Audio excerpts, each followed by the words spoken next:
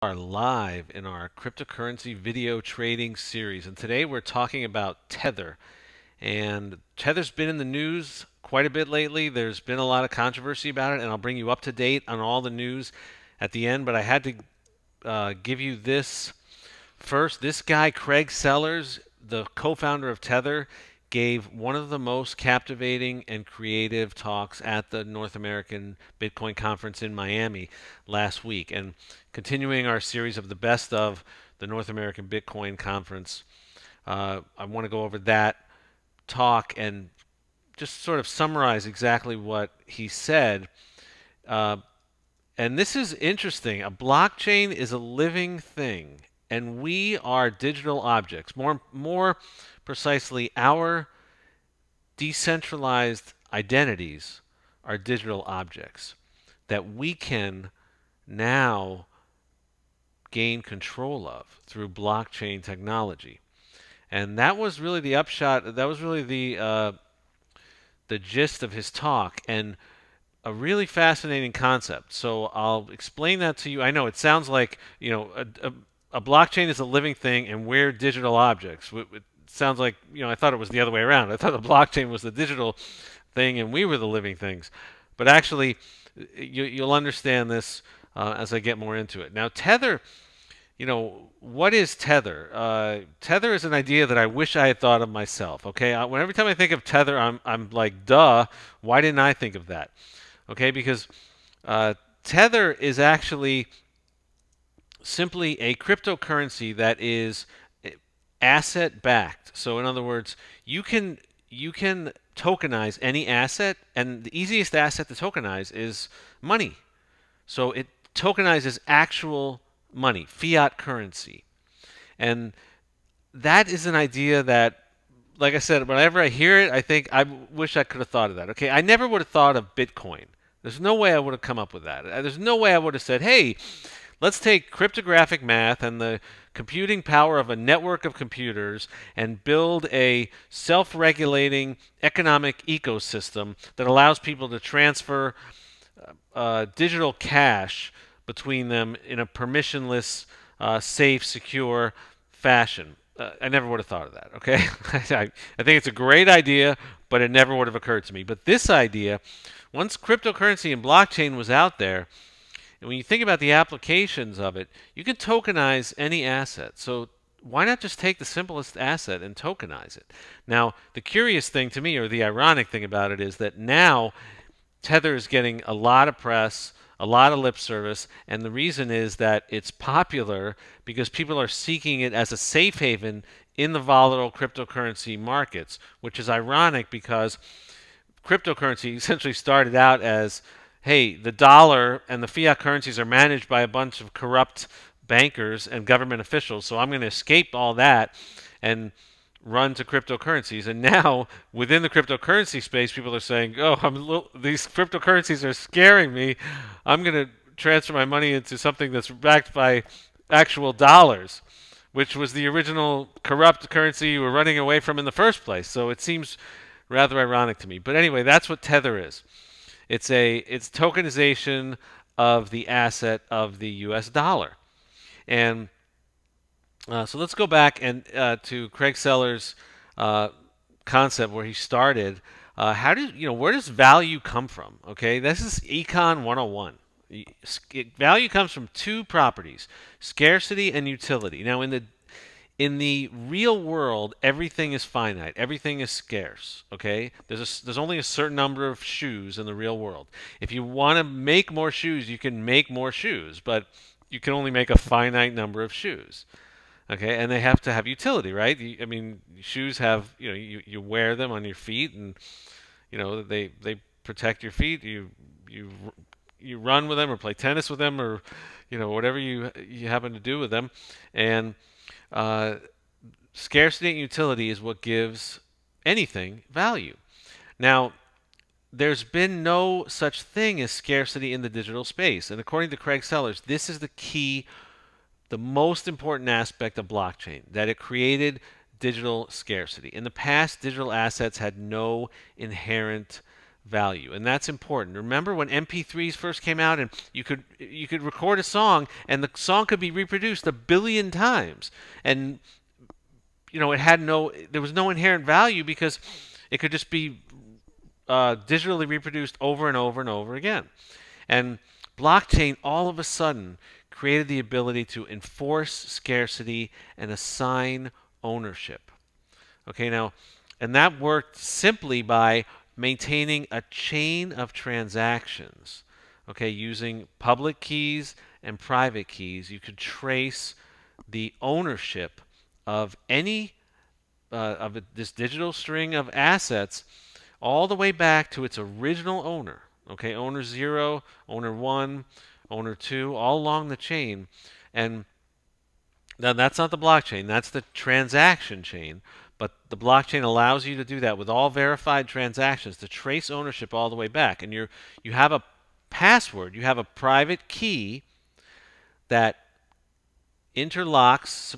This is just a schematic, but it interlocks with your public address. And when people send Bitcoin to your public address, you have the private key that gives you access to those assets. It's like having a fingerprint. Okay, imagine having this key, the private key, has your fingerprint reader on it, and only you're the only person who can connect that to the public key that can give you access to those assets. So that's kind of the concept of the private key and public key. So what we started with in the space was algorithmic, what he calls algorithmic tokens. Okay, and algorithmic tokens were mined, all right, and that they were mined using a process of using cryptographic hash, which is a type of very complex math puzzle that bundles transactions into blocks and then seals the blocks and orders them into and locks them into place using a complex math puzzle that takes an entire network in a race to solve. And that's called the proof of work. And what the proof of work does is it takes these unconfirmed, unordered transactions that between different people, each transaction is a transaction between people, and bundles them into blocks and then orders those blocks into a blockchain that is self-verifying.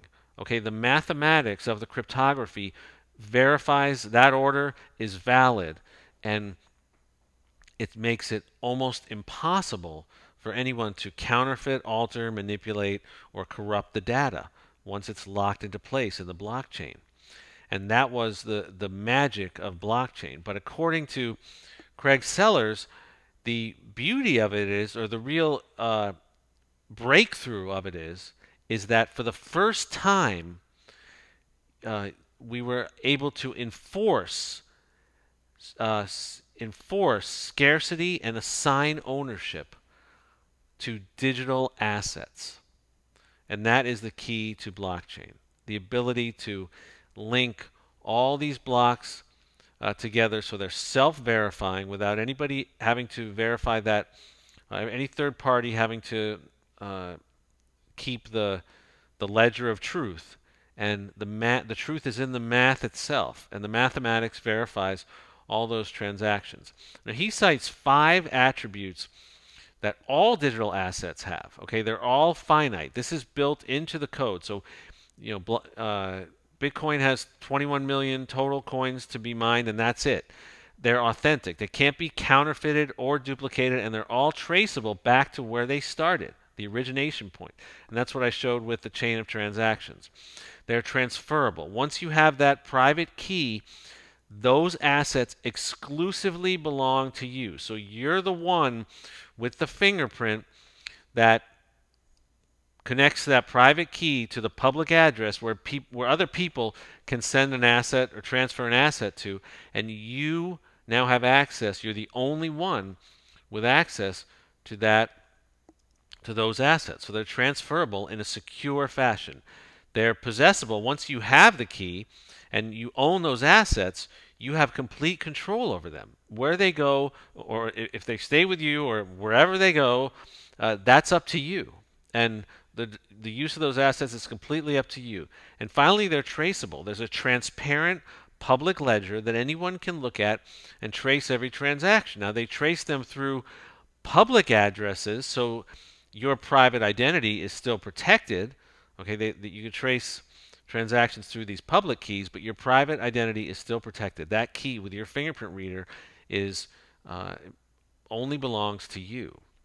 Now, according to Craig Sellars, blockchain is a living thing. It's technological life. It's self-sustaining and it's decentralized. So there's no one, there's no like just like in the blockchain, the digital blockchain, there's no one server that runs the blockchain. It's run by the network. So it's a decentralized existence. Same concept as a living system. He used this terrarium as an example of a living system, which is decentralized and without any central authority running it or overseeing it. Now, the next progression after digital assets, okay, these 5 concepts, finite, authentic, transferable, possessible, and traceable, that's only half the story, according to Craig Sellars. Okay, now we get into the next layer, which is where Tether started. Okay, Tether built an on-chain meta protocol called Omni, which allows for the creation of digital objects, and that is managed issuance of cryptocurrencies with implicit transactions. So with Bitcoin, there was algorithmic issuance and explicit transactions, and that means that it was issued by an algorithm, and in order to transfer Bitcoin, you have to say, I want to transfer these Bitcoin to this address. You have to be explicit about it. But when you can program these tokens for implicit transactions, and that's where Tether came in. Tether, like I said, digitizes dollars. Okay, and according to him, they hold $1.6 billion in reserve. And now that number, I've heard recently in the news that it's $3 billion. And I don't know what the actual numbers are, but you got to take the man at his word. He is the co-founder of the company, and he said they hold $1.6 billion in reserve, and that was just last week. They issue these tokens against dollars, so they use digital scarcity of the blockchain to assign a one-to-one correlation between blockchain assets and real-world assets, in this case, dollars. Okay, and the implicit transaction that they were able to program in using Omni layer, which is the on-chain meta protocol on top of the Bitcoin network, that basically was used to perform this implicit transaction. If you send me tokens, you will immediately receive this in exchange.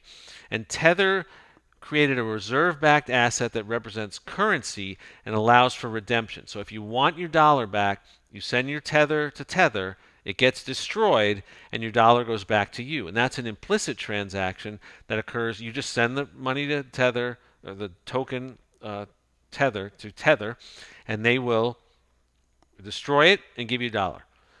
And that's the concept of Tether. And like I said, that's an amazing concept.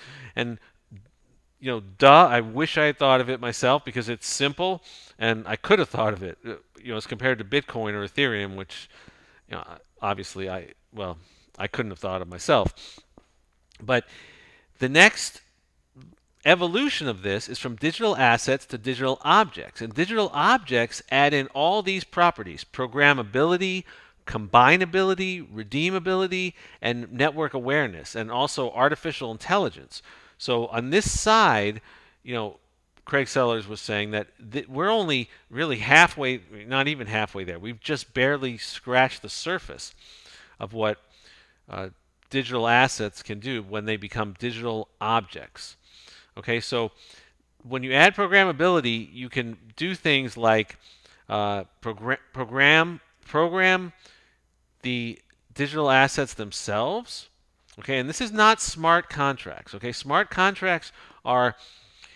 like kind of like a computer program or machine that takes a token in and processes it in a specific way that's according to the instructions of the program. But he's talking about making the actual tokens programmable themselves, making the actual cryptocurrency programmable itself. And that gives you the ability to, for example, combine objects. You remember CryptoKitties, which overcrowded and nearly brought down the Ethereum network, where everybody was building these cats online. These cats had DNA, and you were able to combine cats and make new cats with the cats, and each one was a blockchain asset that was unique. And he said that's the beginning of digital objects, and that was a really big fad for a little while. I don't know where that went, but that's the answer to what would happen if you make the asset itself programmable. It becomes combinable, redeemable, network aware, so that you can have an asset that's aware of off-chain events. This is an example of like a NASCAR driver trading card that becomes more valuable when he wins a race because the asset itself is aware of the events that are occurring off-chain, and the value of the asset changes with that. So when you make the asset programmable, that's what happens. Network aware and also artificial intelligence. The objects can actually become autonomous and start thinking, and that's kind of a scary concept. But now the real surprise of the talk, what really made it captivating and creative, was his concept of identity, your decentralized identity. When you think about it, he talked about digital objects, and then he said, and I have a surprise, you are a digital object. And I think really what he meant is your decentralized identity is a digital object. But just think about now, imagine all the places where information about you is stored, all the different computers owned by all the different companies where your information is stored. Information about you is stored. Okay, that's your identity. Like you have an identity according to Facebook, and you have an identity according to Google, and you have an identity according to the bank, and the hospital, and the Social Security Administration, and the IRS, and all of those places, all of those institutions have an identity for you, but you don't own it, you don't control it. But it is a digital object, and it can be a digital object which is blockchain enabled and blockchain secured. So it won't be, Craig Sellars says in the future, it will not be the government saying who I am, Facebook saying who I am, a hospital, a bank, an insurance company, the IRS saying, who I, or a broker saying who I am, but me saying who I am. And that's kind of it seems like a no-brainer, but it's a pretty radical concept. Taking control of your own digital identity so that it's you who has the key to the asset, to the blockchain asset that is you, that is your decentralized digital identity. And you own your identity, you have the rights associated with that identity, and he separated out those rights as projecting, affirming, and granting. So the projecting is, saying I am. Who are you? The affirming is making affirmations about attributes about yourself, and those can be confirmed by others. This one says I have brown hair, and this one says this person is an accredited investor. Things like that. Anything about you that can be affirmed within your digital identity. Then there's granting, allowing you to share aspects of yourself with others. Okay, so giving someone access to your medical records, allowing someone to spend a certain amount of your money. All of those things are the rights that go along with the key to the asset that is your digital decentralized identity that is now scattered on other people's computers all over the world. And why should that be? Why shouldn't that be a verifiable chain of data on the blockchain that, and let's go back to blockchain, a verifiable chain of data on the blockchain that you and only you have the key to the data about you. And the math verifies the validity of that data. So just like the key that holds your assets in cryptocurrency, that key holds the asset of your digital decentralized identity. And that was the mind-blowing aspect of Craig Sellars' talk, which is that the blockchain is alive, and I am, essentially, my decentralized digital identity is a digital object that can be blockchain enabled and blockchain secured. And I can basically have the opportunity to gain complete sovereign control of my decentralized identity, which I have almost essentially no control over now. So he sees blockchain as an opportunity to take ownership of yourself and your decentralized identity as it exists as a single digital object. That is a single key that gives you access to the chain, the blockchain of data, which is everything about you that's currently being held by Facebook and Google and the hospital and the bank and the government and the IRS and the insurance company and your third grade teacher and anybody else who has information about you. So sovereign control of your own identity on the blockchain is the dream of Craig Sellars, and he gave a very impressive talk. Obviously, an extremely intelligent and futuristic, forward-looking individual. So, personally, I was very impressed with him, and I would take the news about Tether in stride based on that, because there's been a lot of news about Tether, and I, just obviously do your own research, make your own call on this. But personally, having met the guy in person at the meeting and listened to him speak, I take him at his word that Tether has the money to back, or Tether has the U.S. dollar reserves to back the Tether cryptocurrency that are in circulation, that are supposedly asset-backed by dollars. But just to give you the full story, I'm not holding anything back. This is about information and education. These are the headlines just today.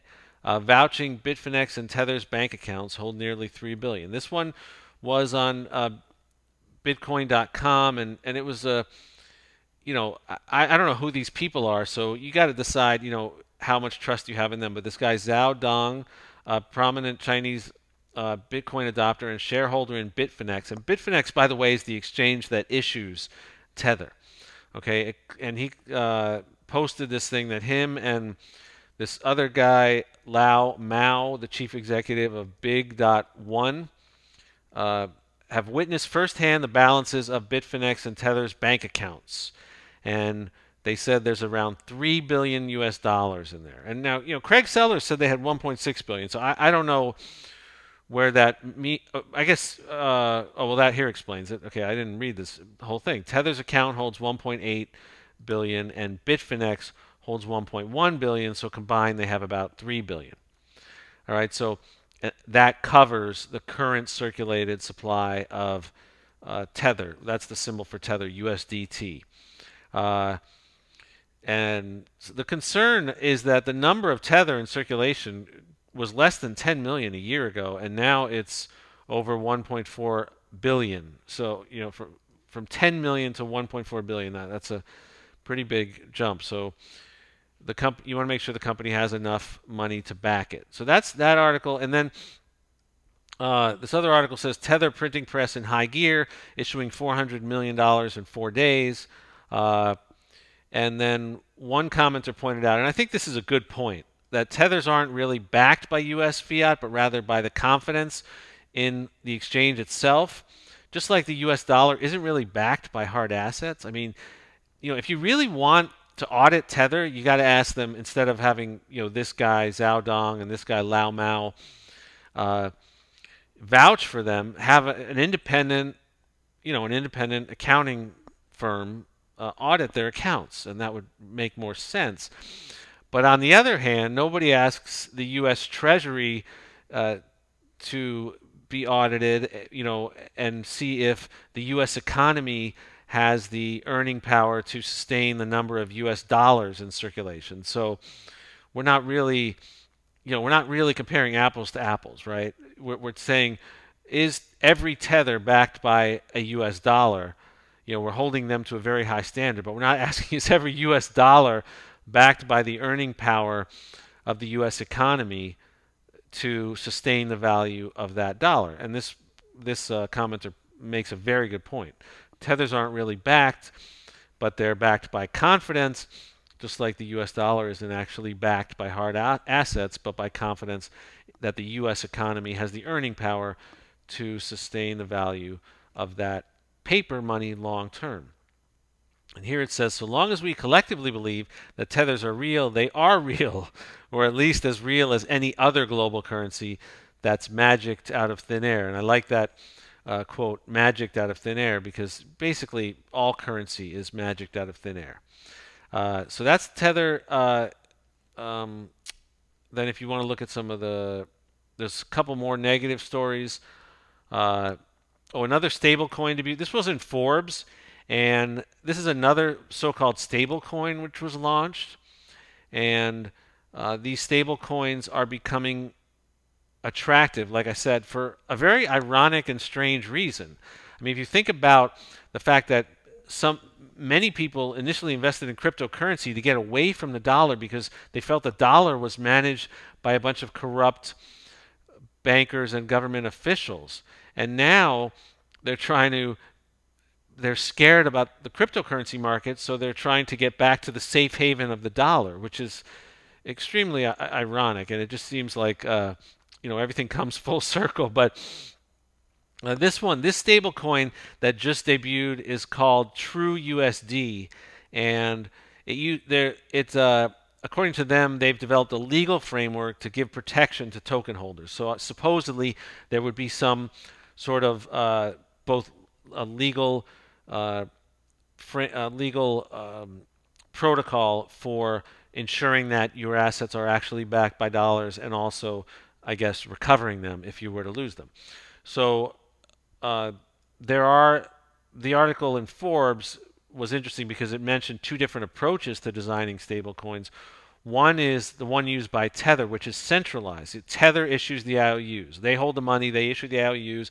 If you want your dollars back, you send your tethers to Tether, and they'll send your dollars back. That's a centralized approach. The other, more decentralized approach is collateral backed with crypto assets, and that was the case with this other coin, Maker's Dai coin, which launched in December on the Ethereum blockchain. So it remains to be seen which is a better way to manage a stable coin, or if these stable coins are going to fulfill the promise that they are attempting to fulfill, and that is establish a safe haven within the cryptocurrency space so that traders can trade in and out of fiat currency without having to convert their cryptocurrency back to fiat. And that would be amazing if they could accomplish that. And like I said, that's an idea.